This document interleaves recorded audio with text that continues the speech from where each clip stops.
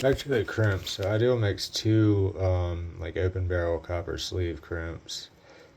Most people use them for grounds, but I like using them for everything.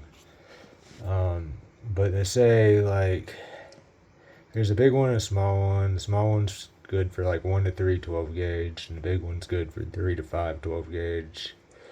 Um, I use pretty much primarily the big ones. The small ones I think are 206S, and they call for the 2007 splice clamp insulators. And then the big ones are like there's something else similar, and they call for the 2011S or something different than this insulator. But unless I got sold fakes being eBay and stuff, the 2007s work for both the best.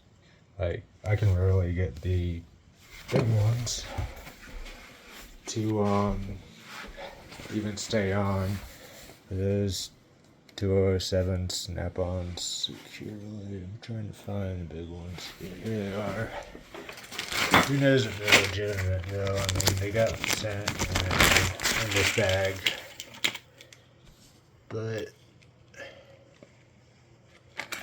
I've just been using the small ones for both, and they fit good.